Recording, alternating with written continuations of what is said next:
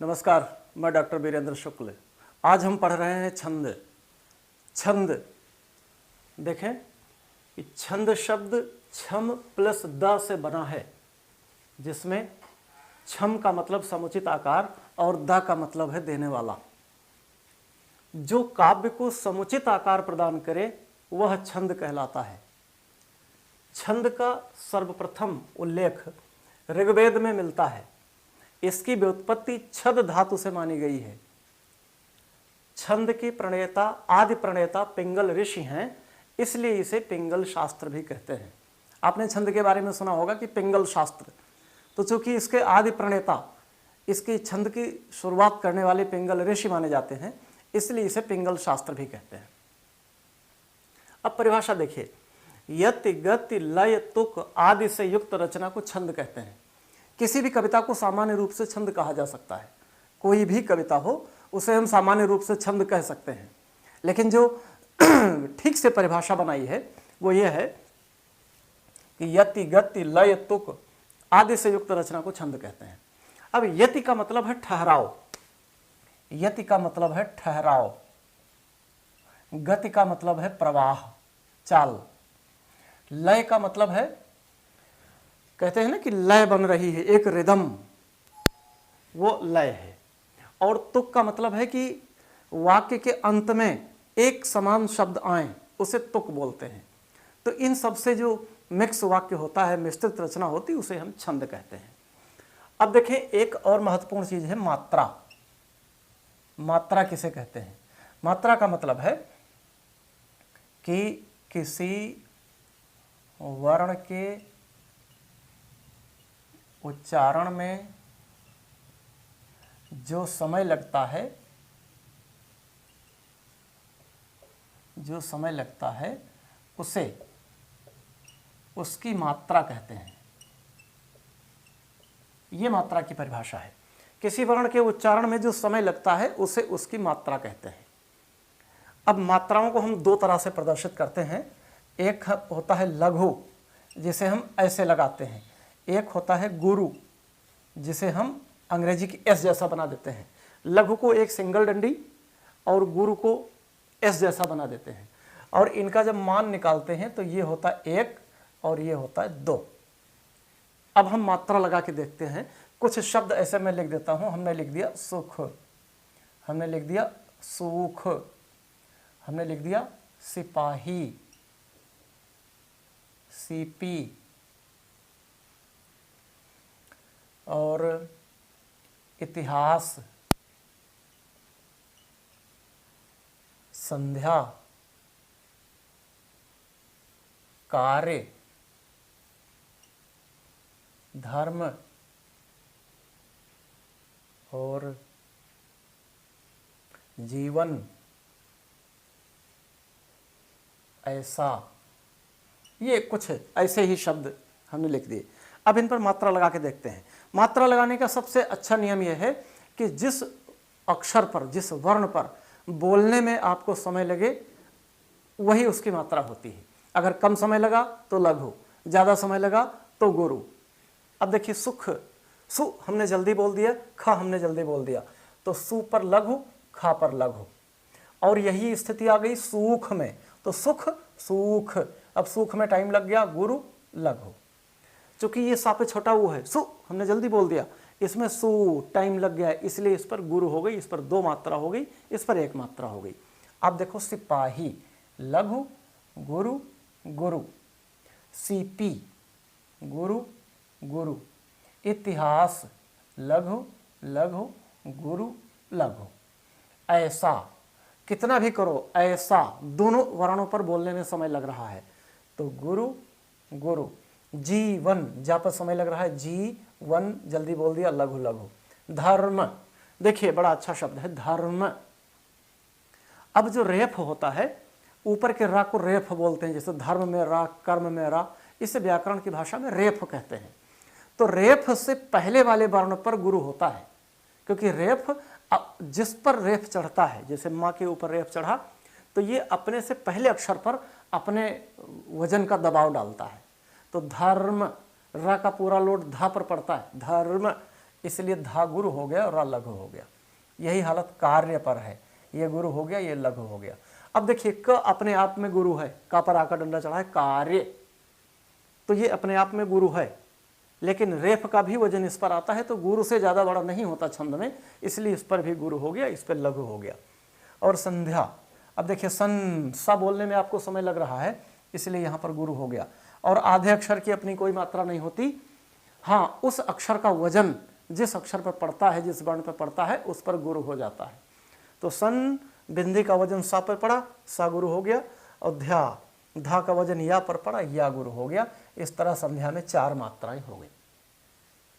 तो हम ऐसे मात्रा लगाते हैं।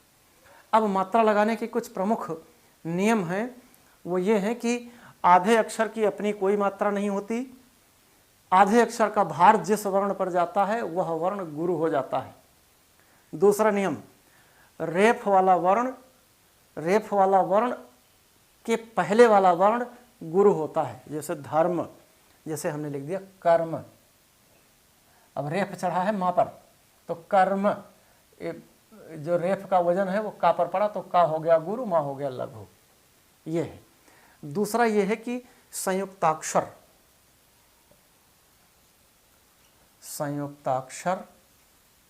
प्लस हलंत, संयुक्ताक्षर प्लस हलंत प्लस चंद्रबिंदु लघु होते हैं,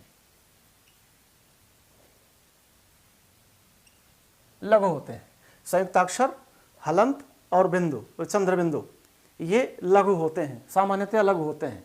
देखो छंद में कोई हार्ड एंड फास्ट रूल नहीं है, थोड़ा बहुत लचक इसमें मौजूद है, लेकिन एक सामान्य नियम जो लागू होता है वो यही है। और 1-2 नियम की बात कर लेते हैं कि अगर 2 आधे वर्ण आ जाएं तो उनकी एक मात्रा होती है, जैसे देखिए उज्ज्वल ऐसे लिखते हैं, कुछ लोग इसे पूरा जा बना देते हैं, वो गलत हो जाता है, तो इसमें आधा जा। अब छोटा ऊपर लघु और 2 आधा अक्षर आ गया तो इस पर हम लघु कर देते हैं, और वा पर लघु है ही, ला पर लघु है, इसकी मात्रा हो गई 4।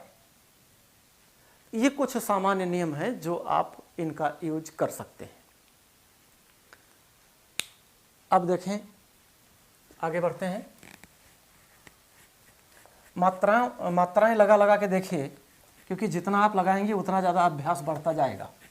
अगर लघु वर्ण है तो 1 मात्रा, दीर्घ वर्ण है तो सामान्यतः 2 मात्रा, मतलब छोटा आ पर लघु, बड़ा आ पर दीर्घ, छोटी ई पे लघु, बड़ी ई पर दीर्घ, छोटा ऊ पर लघु, बड़ा ऊ पर दीर्घ, ए ऐ ओ औ ये सब दीर्घ, री लघु, जैसे हृदय, अब हा में री छिपा है उस पर लघु होगा, ऐसा वैसा सब पे दीर्घ होगा। और जहाँ बोलने में समय कम लगे वहाँ पर लघु, जहाँ बोलने में समय ज़्यादा लगे वहाँ पर दीर्घ। जैसे हमने बोला जे ही, जा पर ए, हा पे छोटी, तो 3 मात्रा सामान्यतः होती है, लेकिन अगर हमने बोल दिया जे ही तो 2 मात्रा हो जाएगी। इस तरह छंदों को हम आइए और ज़्यादा विवेचित करते हैं। छंद के 3 प्रकार हैं। छंद के 3 भेद हैं। नंबर 1 मात्रिक, नंबर 2 वर्णिक, इसे वर्णवृत्त भी लिखा जाता है, और नंबर 3 मुक्तक। पहले 2 ही भेद हुआ करते थे, मात्रिक और वर्णिक, जिसमें मात्राओं की गणना हो मात्रिक, जिसमें वर्णों की गणना हो वर्णिक, और अब मुक्तक भी, क्योंकि आजकल मुक्तक ही लिखा जा रहा है।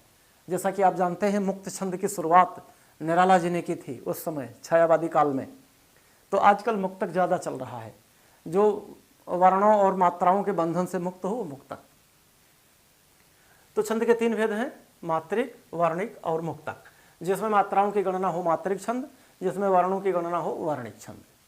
अब आगे बढ़ते हैं, हम देखते हैं कि मात्रिक छंद हेडिंग देखते हैं। मात्रिक छंद, जहां मात्राओं की गणना हो।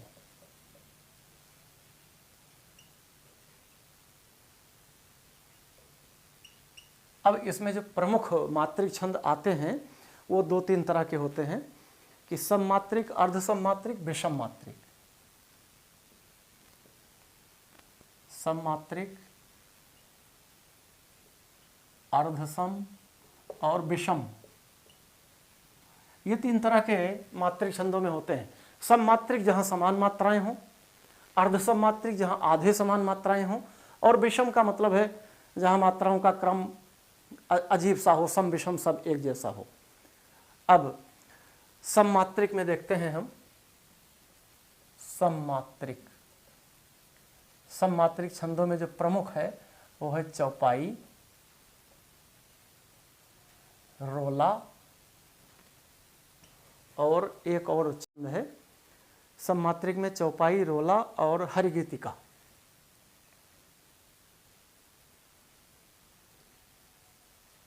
ये 3 प्रमुख हैं, चौपाई, रोला और हरिगीतिका। अर्धसम में देखें दोहा, सोरठा, बरवे और लाला। अर्धसम मात्रिक में दोहा, सोरठा, बरवे और एक है उल्लाला, ये। और विषम में, विषम मात्रिक में देखें एक तो है कुंडलिया, कुंडलिया और एक है छप्पै। ये प्रमुख आपके मात्रिक छंद हैं, चौपाई, रोला, हरिगीतिका, दोहा, सोरठा, बरवे, उल्लाला, कुंडलिया, छप्पै। इनसे ज़्यादा प्रतियोगितात्मक परीक्षाओं में पूछा नहीं जाता, इसलिए हम इनका परिभाषा और उदाहरण के साथ जरा विस्तार से अध्ययन कर ले जल्दी जल्दी। अब आगे बढ़ते हैं। नंबर 1 चौपाई।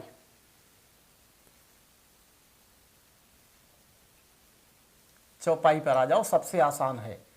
सममात्रिक, अब देखें मैं संक्षेप में लिख रहा हूं, सममात्रिक 4 चरण, प्रत्येक में 16-16 मात्राएं। सममात्रिक होता है। अब आप चाहे इसे ऐसे कह लें कि यह एक सममात्रिक छंद है, इसमें 4 चरण होते हैं, प्रत्येक चरण में 16-16 मात्राएं होती हैं, अंत में 2 गुरु अच्छे होते हैं, अंत में 2 गुरु अच्छे होते हैं।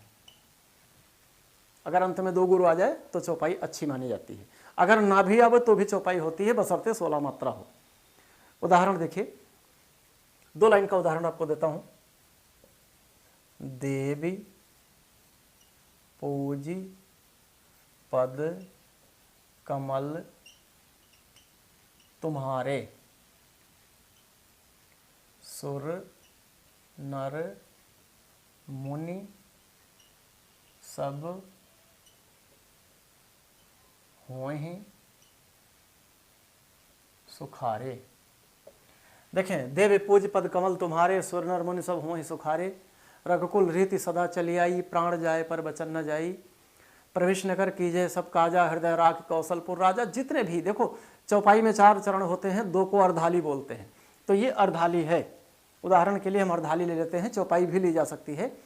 प्रथम चौपाई है रामचरितमानस की, कि बंदों गुरुपद पदुम परागा, सूरज सुहास सरस अनुरागा, अमे मोरिमय चोरन चारू, समन सकल सब भौरुज परिवारू। या आप ले लीजिए, जाकी रही भावना दे जैसी, प्रभु मूरत देखी तीन तैसी, देखें भूख महारण धीरा, मनहु वीर रस धरे शरीर। तमाम चौपाइयाँ हैं, तो हम इसको लिखते हैं। ये अर्धाली है, एक चौपाई की 2 पंक्तियाँ हैं। कैसे होता है देखे, देवी, अब दा पर समय लग गया, गुरु लघु, गुरु लघु, लघु लघु, कमल जल्दी जल्दी बोल लिया, लघु लघु लघु, तुम्हारे, लघु गुरु गुरु। अब देखें 16 होनी चाहिए, 2 2 4 5 6 7 8 9 10 11 12 2 14 2 16, इसमें 16 मात्रा हो गई, बराबर 16। आगे देखिए, सुर लघु लघु, नर लघु लघु लघु लघु लघु लघु, गुरु लघु लघु गुरु गुरु।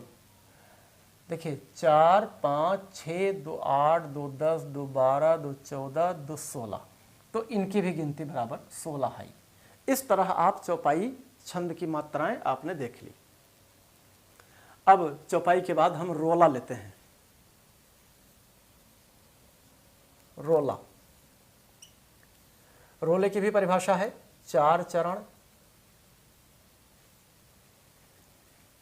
4 चरण, 11-13 पर यति, 24 मात्राएं।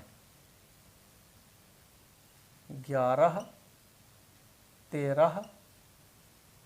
पर यति और 24 मात्राएं।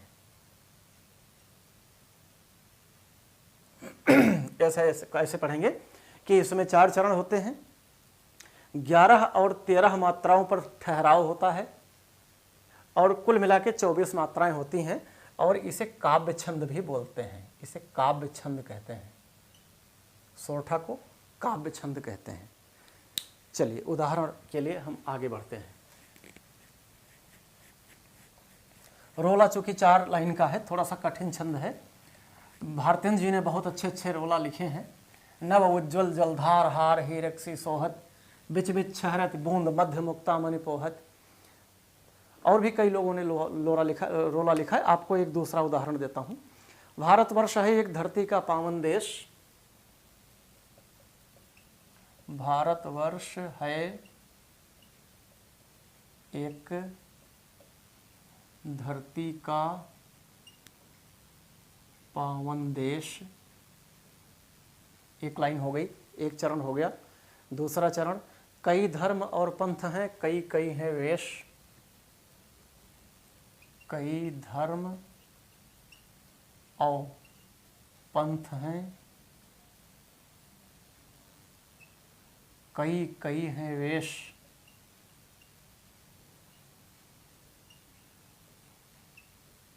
दो चरण हो गए। कई धर्म और पंथ हैं, कई कई हैं वेश। नदी पर्वत झरने चरण में सिंधु पड़ा है। नदी पर्वत झरने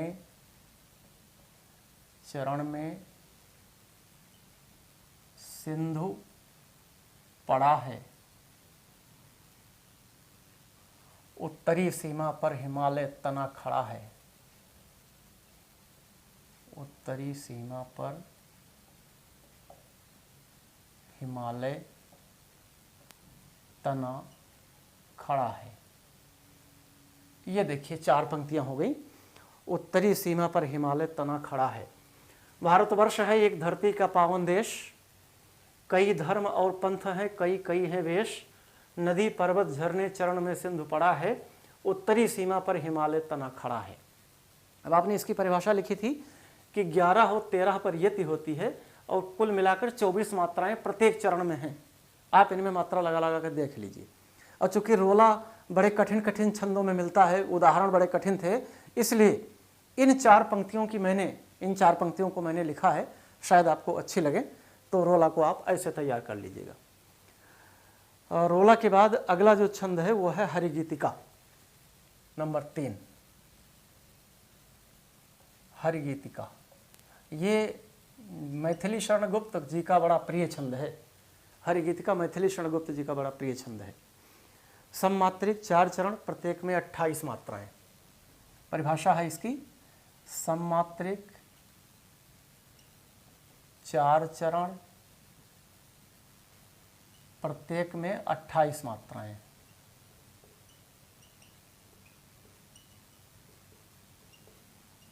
ये इसकी परिभाषा है। प्रत्येक में 28 मात्राएं होती हैं, 4 चरण, और 16-12 पर यति होती है। 16-12 पर यति।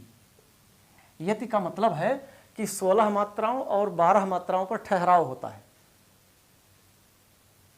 जैसे उदाहरण देखिए,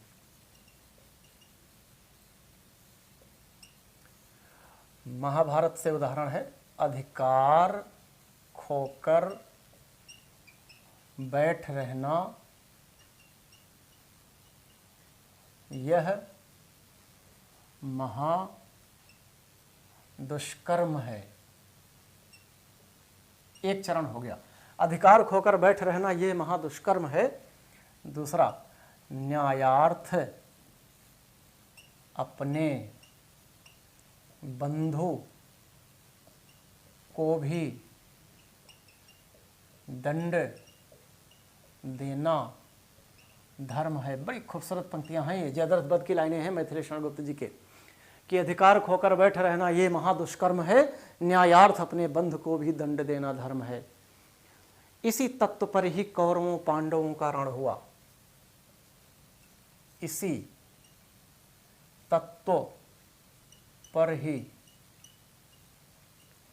कौरवों पांडवों का रण हुआ, और जो भव्य भारतवर्ष के कल्पांत का कारण हुआ। जो भव्य भारतवर्ष के कल्पांत का कारण हुआ। अब देखें, अधिकार खोकर बैठ रहना ये महादुष्कर्म है, न्यायार्थ अपने बंधु को भी दंड देना धर्म है। इसी तत्व पर ही कौरवों पांडवों का रण हुआ, जो भव्य भारतवर्ष के कल्पांत का कारण हुआ।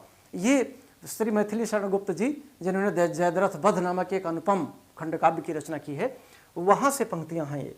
अब आप देखें कि इसमें प्रत्येक पंक्ति में 28 मात्राएं हैं और 16-12 पर यति है। जहां 16 आएगी वहां पर जैसे अधिकार खोकर बैठ रहना, यहाँ पर एक चरण हो जाएगा, 16 मात्रा यहाँ तक आएगी, और यह महादुष्कर्म है, ये 12 मात्रा पे जाएगी। जो भव्य, अंत में जो भव्य भारतवर्ष के कल्पांत का कारण हुआ। तो इस तरह से ये है एक हरिगीतिका।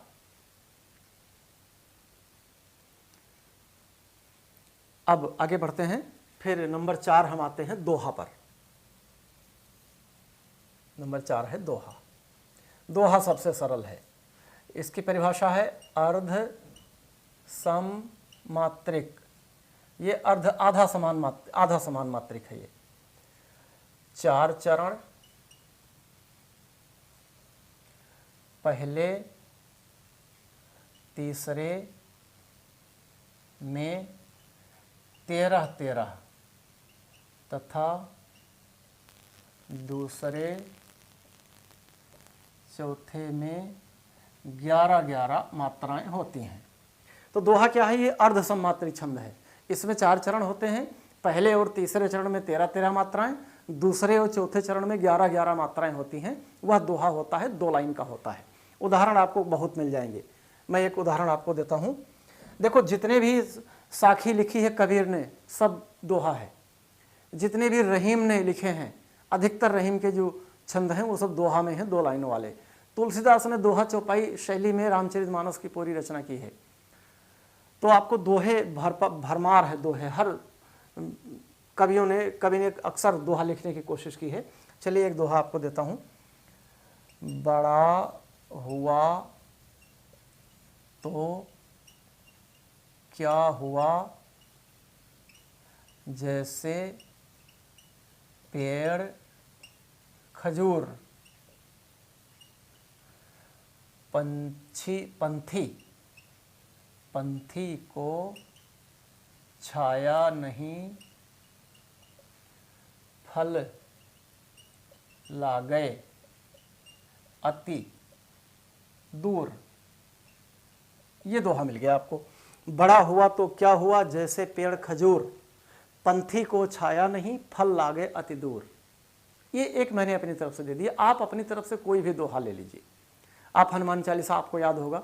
पवन तनय संकट हरण मंगल मूर्त रूप, राम लखन सीता सहित हृदय बसव सुरभूप, और श्री गुरु चरण सरोज रज निज मन मुकुर सुधारी, वर्णो रघुबर विमल जस जो दायक फलचारी। कोई भी दोहा ले लीजिए, वो होगा। अब हम एक बार मात्रा लगा के देख लेते हैं।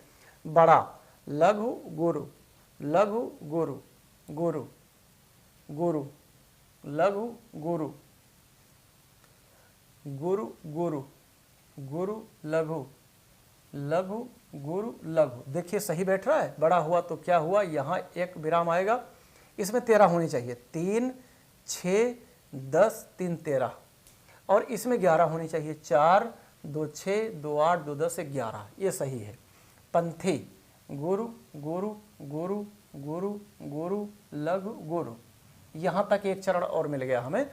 तो 4, 4, 8, 4, 12, 1, 13। आगे 11 मिलना चाहिए। लघु लघु गुरु गुरु लघु लघु गुरु लघु। देखें 3 4 5 2 7 2 9 2 11। इसका मतलब है बिल्कुल अच्छा दोहा है। तो इस तरह आपने देखा, बड़ा हुआ तो क्या हुआ, जैसे पेड़ खजूर, पंथी को छाया नहीं, फल लागे अति दूर। आगे बढ़ते हैं। छंद बहुत आसान है, बस यह थोड़ा सा अभ्यास की जरूरत है। आप मात्रा लगाकर अभ्यास करते रहिए, छंद आपके अभ्यास में आ जाएगा। दोहा के बाद हम आगे बढ़ते हैं। सोरठा।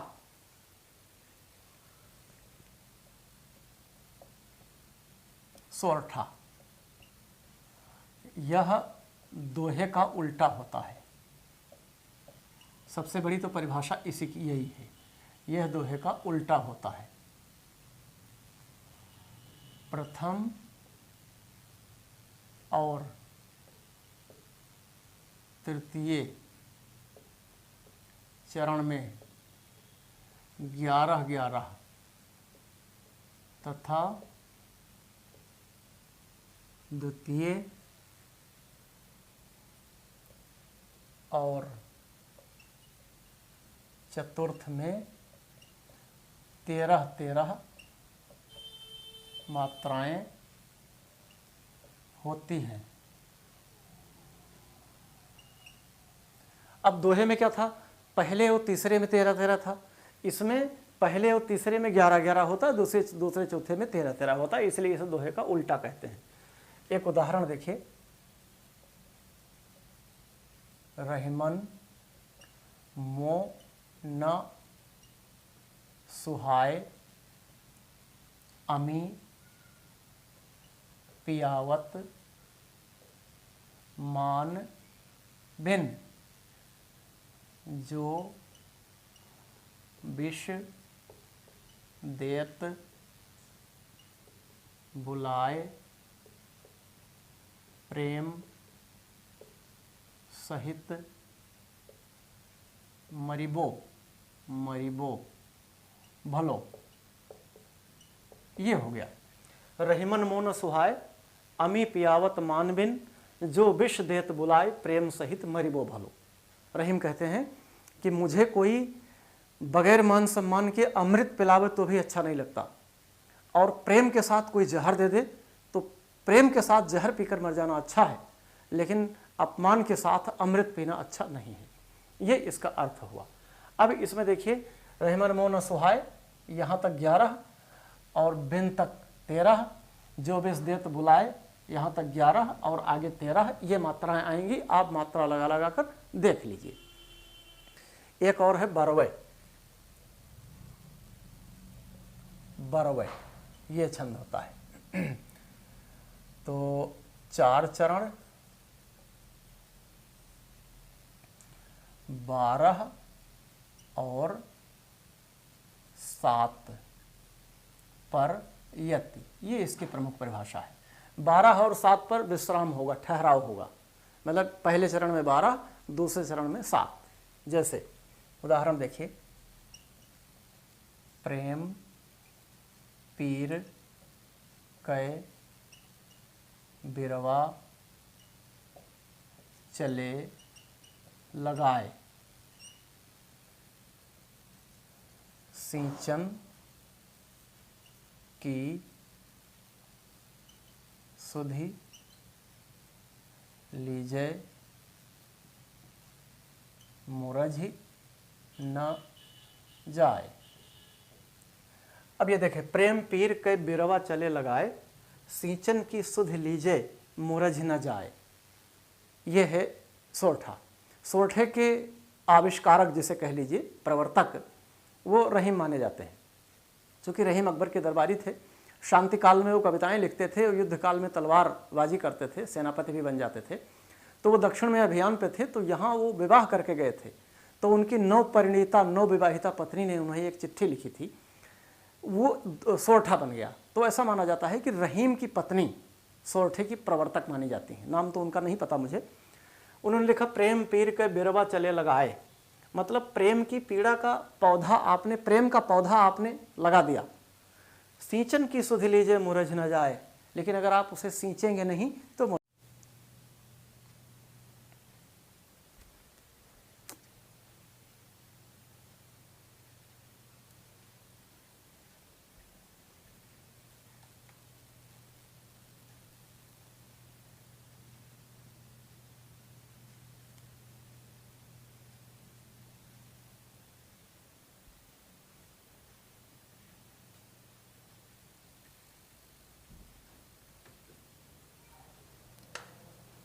चंदन, ए चंदन, चंदन,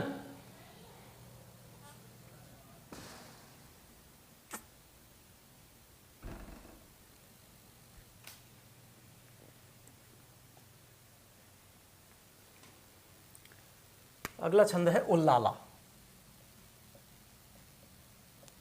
उल्लाला, इसकी उल्लाला की परिभाषा देखिए कि 4 चरण 15 13 की यति से 28 मात्राएं।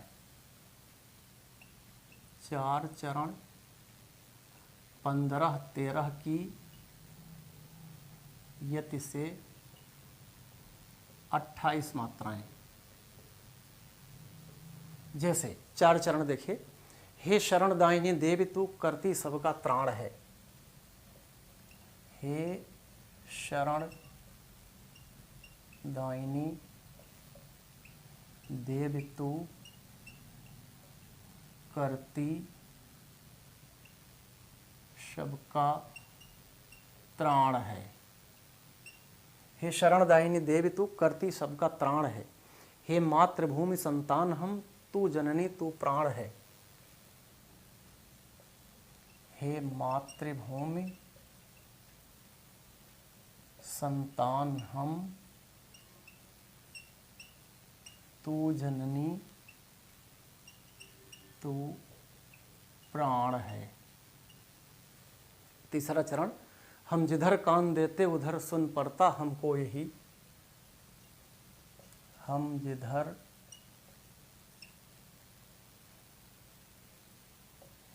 कान देते उधर सुन पड़ता हमको यही। सुन पड़ता हमको यही। जय जय भारतवासी कृति जय जय भारत के मही। जय जय भारतवासी कृति जय जय भारत के मही। अब यह देखें, हे शरण दायिनी देवी तू करती सबका त्राण है। हे मातृभूमि संतान हम तू जननी तू प्राण है। हम जिधर कान देते उधर सुन पड़ता हमको यही। जय जय भारतवासी कृति जय जय भारत के मही। तो ये हो गया उल्लाला। और अब एक और है आल्हा। आल्हा छंद।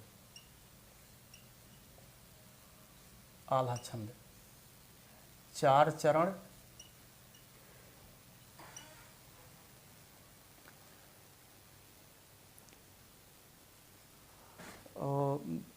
प्रत्येक में 32 मात्राएं।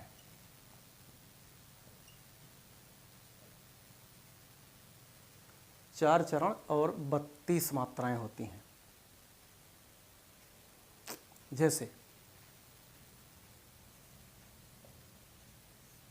12 बरस लय कुकर जीवें और 13 ले जिए सियार।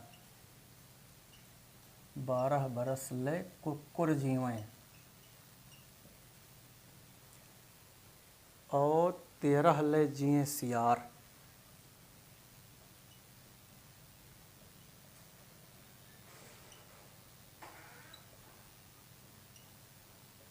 जिए सियार।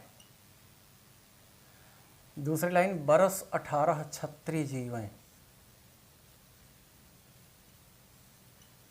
बरस 18 छत्री जीवें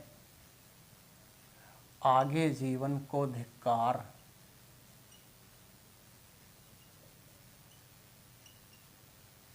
ये आल्हा की पंक्तियां हैं। आल्हा जैसा कि आप जानते हैं कि उत्तर प्रदेश का एक लोकगीत है। इसे वीर छंद भी कहते हैं, इसे वीर छंद भी कहते हैं, वीर छंद। इसे जगनिक ने लिखा है, जो कि महोबा के राजा के दरबारी थे जगनिक, और उन्होंने आल्हा, उदल और मलखान 3 भाई थे, तीनों शूरवीर थे और तीनों की बहादुरी के किस्से पूरे संसार में मशहूर थे। उन्होंने लगभग पूरे भारतवर्ष को विजित कर लिया था अपनी छोटी सी सेना के साथ। उनकी युद्ध रचना बड़ी अद्भुत होती थी।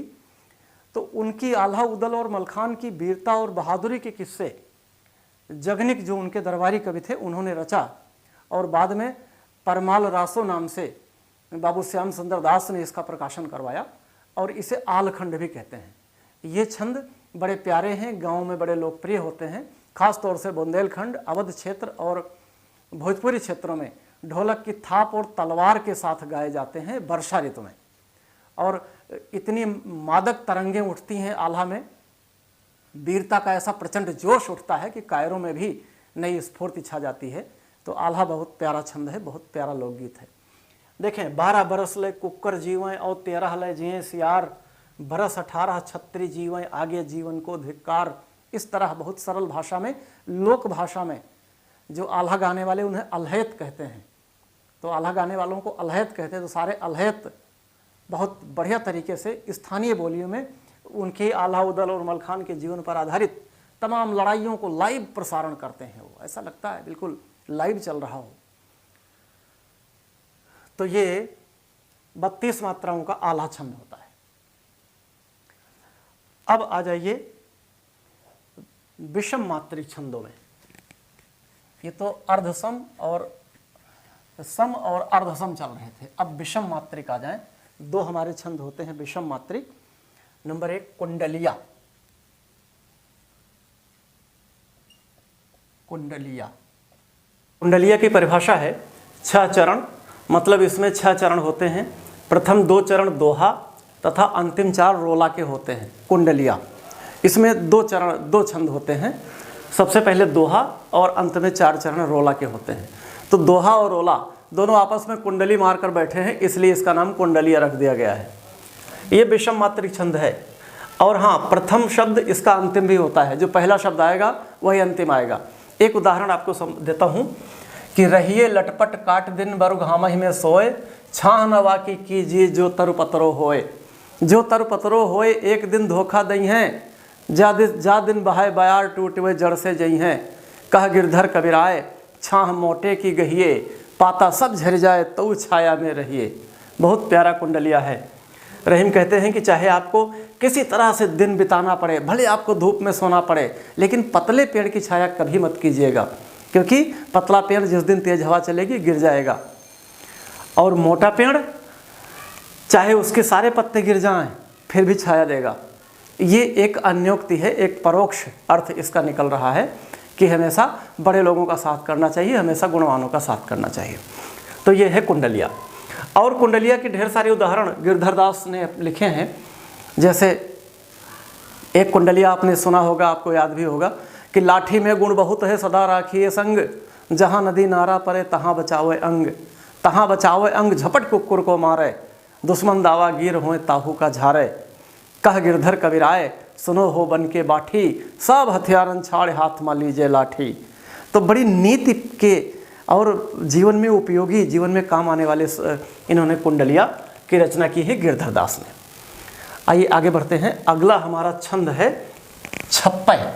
हम विषम मात्रिक छंदों की तरफ हैं। तो विषम मात्रिक में आपने देखा कुंडलिया, और अब है छप्पय। छप्पय की परिभाषा है कि इसमें 6 चरण होते हैं। छप्पय 6 चरण, 6 चरण।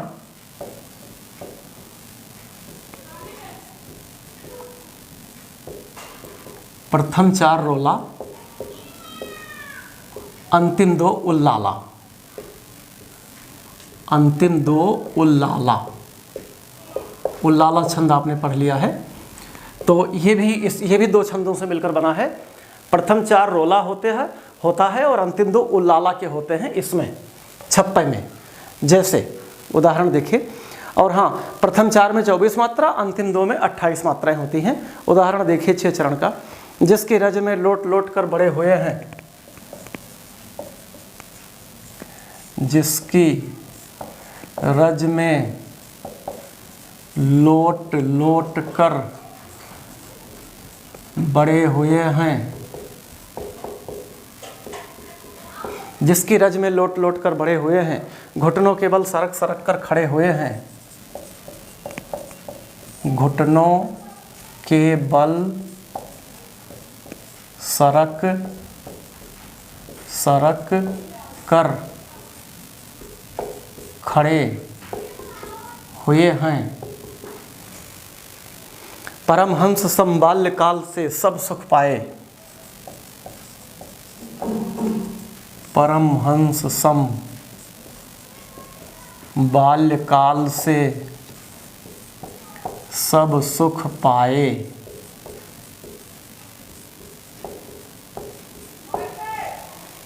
और अंतिम पंक्ति है, हम खेले कूदे हर्षयुक्त जिसकी प्यारी गोद में, जिसके कारण धूल भरे हीरे कहलाए, जिसके कारण धूल भरे हीरे कहलाए। अंतिम दो पंक्तियां, हम खेले कूदे हर्षयुक्त जिसकी प्यारी गोद में, हम खेले कूदे हर्षयुक्त जिसकी प्यारी गोद में। और अंतिम पंक्ति है, हे मातृभूमि तुझको निरख मगन क्यों न हो मोद में, हे मातृभूमि तुझको निरख निरख मगन क्यों न हो मोद में। ये है, तो ये 6 चरण का छप्पय है। छप्पय के बादशाह चंद्रवरदाई माने जाते हैं और गुप्त जी को भी ये छप्पय बहुत प्रिय है। और अब मात्रिक छंदों का अंतिम है आल्हा। आल्हा आपने सुना होगा, आलखंड जिसका नाम है परमाल रासो। आल्हा उदल और मलखान 3 बहादुर सरदार थे महोबा बुंदेलखंड के, उनकी पूरी वीर गाथा को परमाल रासो के नाम से अब बाबू श्याम सुंदर दास ने छपवाया था। तो आल्हा छंद है,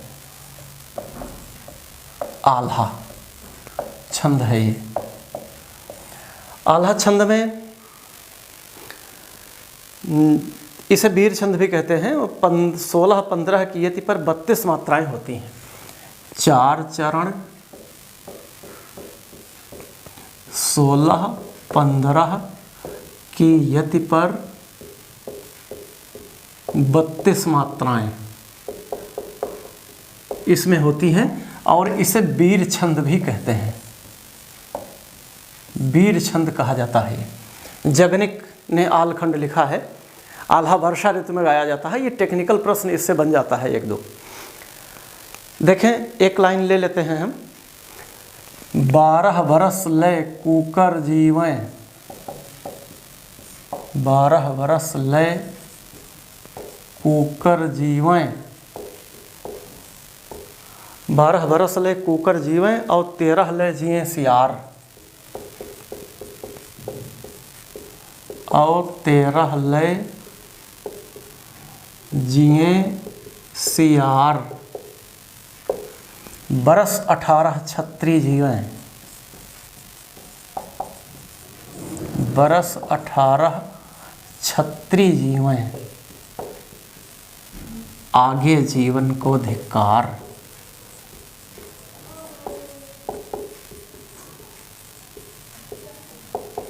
ये है आल्हा। 12 बरस ले कूकर जीवें और 13 ले जिए सियार, बरस 18 छत्री जीवें, आगे जीवन को धिक्कार। ये आल्हा की पंक्तियां हैं। तो इस तरह हमने देखा कि प्रमुख मात्रिक छंद जितने थे उतना हमने आपको बताने समझाने की कोशिश की है। और अगली कक्षा में मैं वर्णिक या वर्णवृत्त छंद लाऊंगा। उसे देखना, समझना, पढ़ना मत भूलना। तब तक के लिए जय हिंद।